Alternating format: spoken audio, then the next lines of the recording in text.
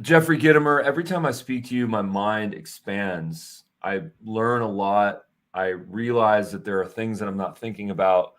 You said something that kind of triggered me. Number one is why salespeople quit. Number one is rejection, which I Right. feel a lot for. And number two, you said is the boss, which kind of represents something larger like the organization.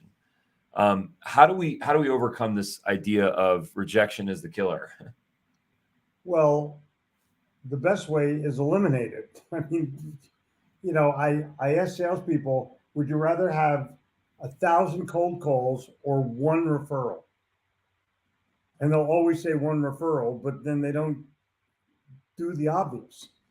So the challenge is earn referrals, not ask for referrals, and have a place in your um, sales quiver that houses referrals.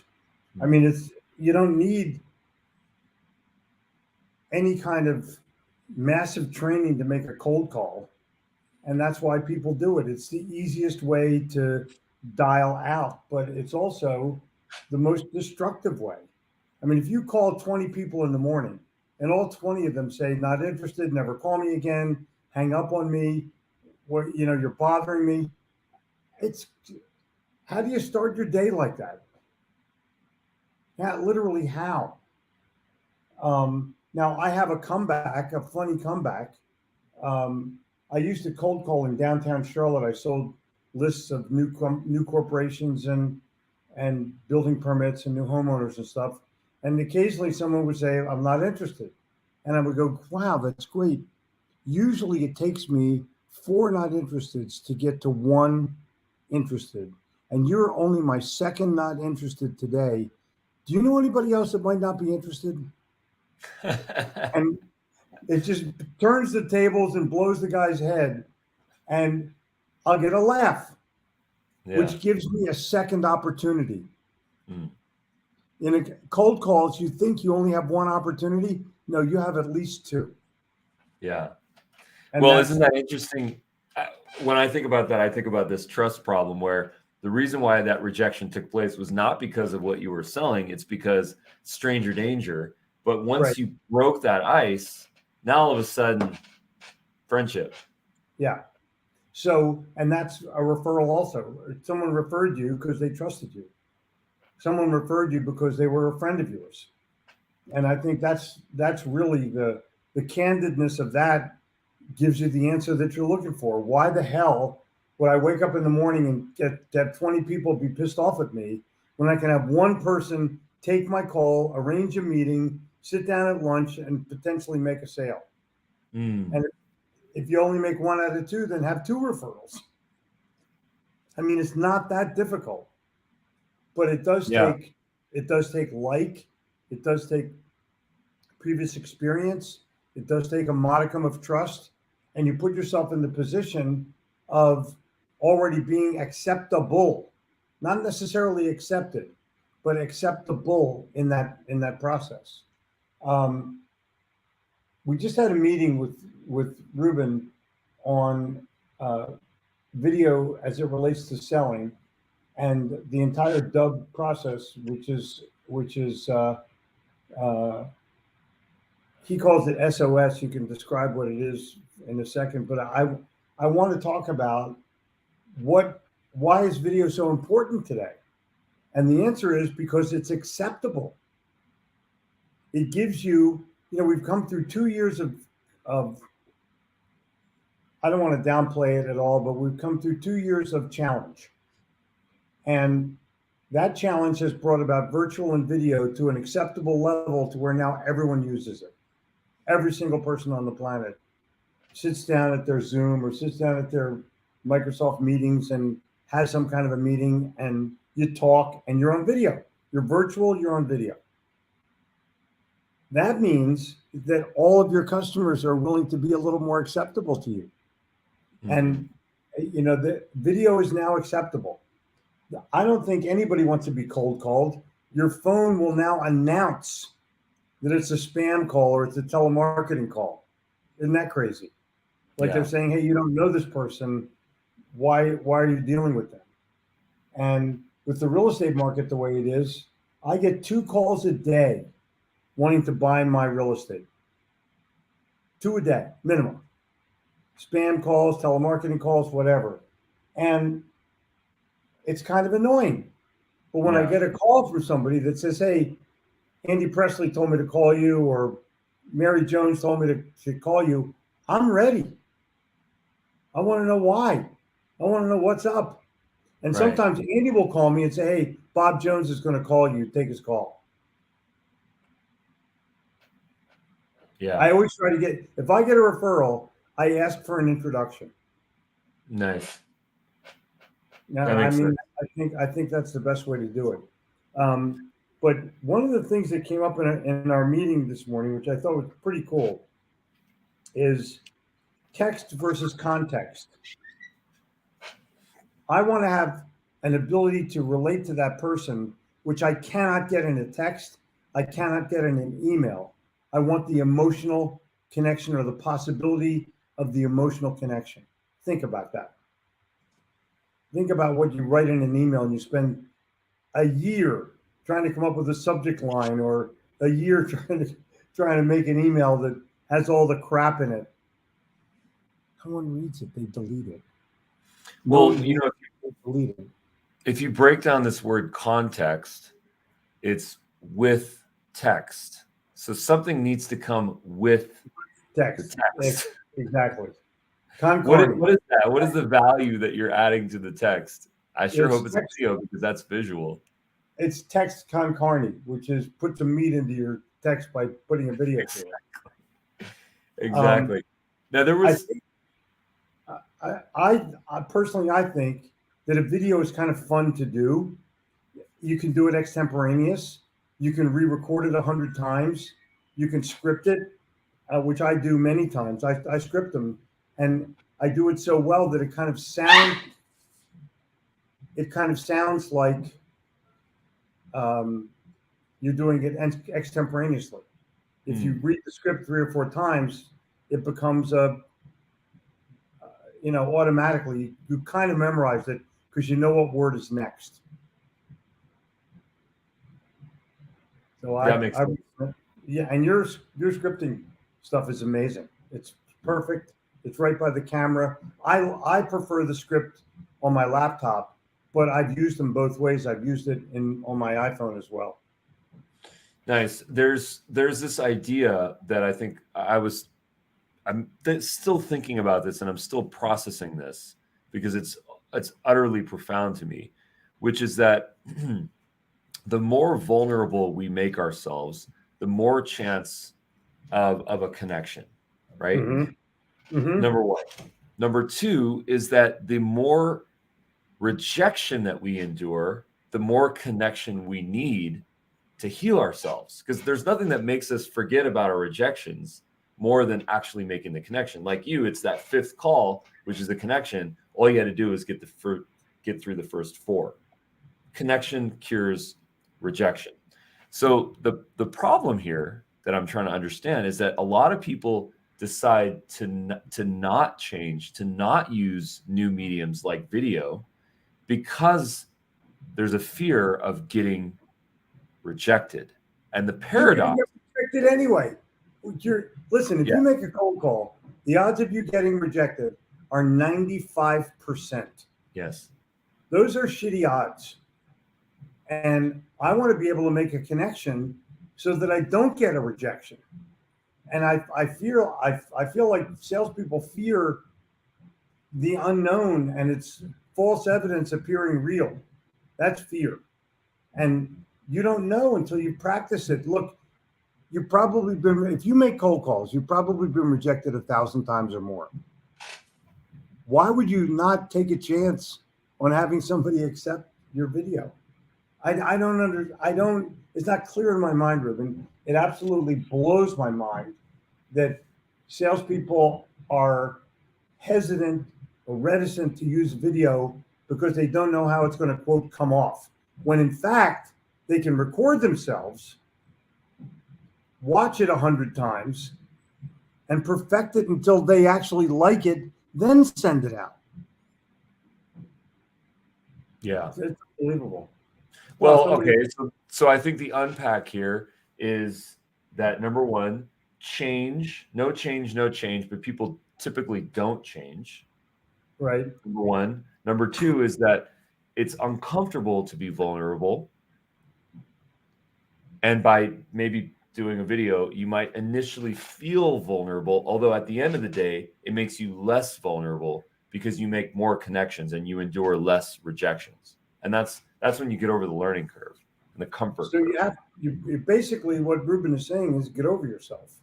Get over And yourself. and you take a small risk, very small, send it to one of your friends to test it out. Send it to both your friends to test it out. But put it put it out in a way where somebody calls you back and goes, that wasn't bad. Yeah. That will give you the confidence. Send it Right. to yourself, send it to your mom, send it to your spouse, send it to your kids, send it to your friends, then send it to a customer. Yeah. Salespeople have no patience.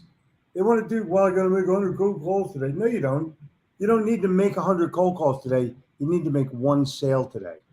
Yeah. That's what you need to make. Yeah. My boss told me I have to make, let me tell you what, pal. You make 2 sales a day using video. Make no sales, make no cold calls. Your boss will call you up and ask you how you did it, and you can sell him the answer. Right.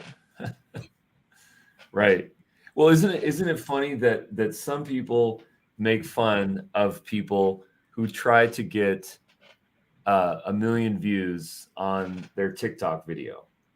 Right. That's become part of our culture. Elderly people look at younger people and say, "Hey, why are you wasting your time trying to get views on social media?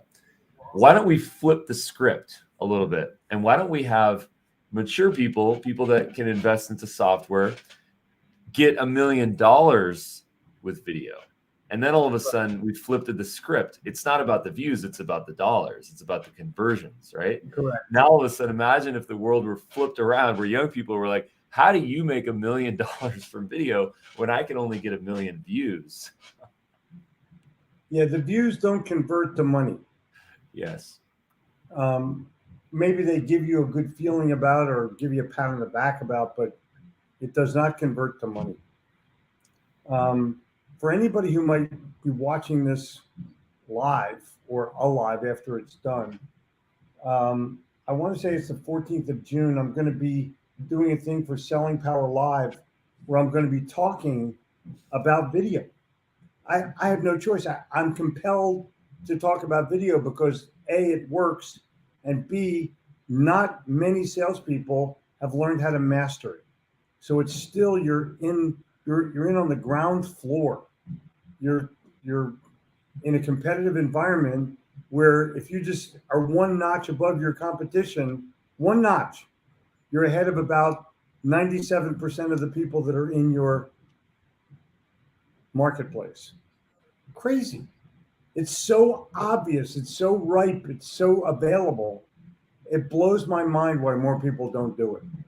So I almost have to trick people into doing something good for themselves. Yeah. Isn't that crazy? Well, it's like give yourself, when you have a headache, do this. Have you ever heard that one? When you have a headache, you squeeze this part of your hand. Yeah, I have heard that. Yeah. What Yeah. does it do? I don't know.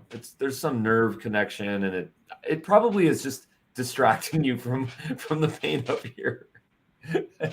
But the point is, though, is that I love what you said about self-healing, self love, self-experimentation. Don't put something out into the ether where there's rejection. That's what we started this conversation with. Do it in a controlled environment where you can actually where you're okay with it. Yeah, do it with the people who love you or the people who like you. Yeah. And you'll be better off as a result of it every single time. I think that there's an ability for every salesperson to improve themselves. And they're only going to be able to do it. They're only going to be able to do it if they decide that they're willing to be vulnerable enough. And you don't have to literally, Ruben has just said, you need to be vulnerable. No, you need to be rehearsed. You need to be self-confident. You need to put yourself in a position where you believe in your company, you believe in your product, you believe in yourself, you believe in your ability to differentiate, and you believe the customer is better off having purchased from you, then you make a video. That's going to shine. You're going to sit up straight, you throw your shoulders back, and you're going to do it in a manner where you're not defending yourself or, well, this is only my first time, I'm not really good at this. Don't say that. Videos are not for excuses. They're for emotional messages. Yes. And even if you're saying you're sorry to somebody, even if it's to apologize to somebody, it's still, the emotion is there. Hey, we screwed up. I really feel bad about it. Here's what we're doing. Here's our remedy. Cool. I'll love that. In any context, video will work, and it will work significantly. Now, oh my God. Yeah, just a shout out to Roberto Monaco. What a legend. This guy has done, I think, almost 4,000 talks with Tony Robbins when he used to work for the Anthony Robbins organization. And now he's branched off and is doing his own thing. And he is a massive power speaker, a massive educator, and a massive dub user. Has he done more dub videos than me? I don't think so. But if there's one contender, it's Roberto. Yeah, it's Roberto. You guys have to link up. I was going to say, there was something that you said. I want to be respectful of your time, but I did want to ask you one question about this idea of sending the video and then the proposal, not sending the proposal with the video as an attachment, as an afterthought. And I wanted to get that unpacked from you. Well, I started out using proposal and attaching video, and it had impact, but it didn't solidify the sale. Then I started to reverse it and say, okay, here's a video, watch this. And oh, by the way, I've attached a proposal. And I talk about in the video the outcome. And if you do that and add a testimonial video, you're going to win. If you don't do that, someone's going to compare your price to somebody else's price. And just by the way, my secret is don't tell anybody. I don't put my price in the proposal. I put the price of to be determined, to be discussed for discussion purposes. And I tell the person in the video, I said, listen, don't look for the price inside my proposal. It's not there. We need to talk about it because I want to make sure that I have the right outcome in mind before we talk about what kind of a fee I'm going to charge, what kind of a price I'm going to charge, or what kind of an investment is involved. The visual that I might present for that is what's, from a buyer's perspective, what's easier to reject? Number one is a document in front of me. It's a piece of paper. There's a trash can right next to me. Just toss it in or ignore it. Scenario one. Scenario two is someone right in front of me, a human being with another person who's a customer, who's getting results, who's just like me and validating this whole thing. Right. I can't reject the second thing. I would be remiss. The hubris, the ego. No, you'd be stupid. You'd be stupid not to look at it and at least give it a shot. Not to look at it, right? And I think that what you've done is you've come up with a system where you bring your humanity front and center and say, this is me. This is my social proof. There's plenty of it. And by the way, let's have a conversation. There's some info below. Check it out. And if you want to know the numbers, let's talk. Yeah. And the video has to be short. Short, impactful, not 2 minutes or less. There's no reason to have a 2.5 minute video. None. Yeah. Keep it brief. Well, speaking of which, I want to be respectful of your time. Thank you, Ruben. Jeffrey, thank you so much. Appreciate you. I know your doggy probably wants a walk right now. No, the doggies are fine at the moment. Jen has them completely under control. Okay, We've hardly heard any barking. But we're at the beach. For those of you, I don't use fake backgrounds. All backgrounds are real. Yeah. And I think that if you're going to make a video with somebody, just take a walk downtown with your iPhone. Just take a walk in the park with your iPhone and talk to people about your real world. Like, hey, I'm a sales guy, but I really feel like I can impact your company, and I'd love it. Just a small chance to do it. okay, come on over. I Yeah. can't say no to an emotional appeal if it sounds authentic and it sounds like you. Be yourself. Yeah. So, Ruben, I will be myself, and I will see you soon, I hope. Hopefully, we'll go to Absolutely. Philly. Okay. Thank you so much. Cheers. Cheers.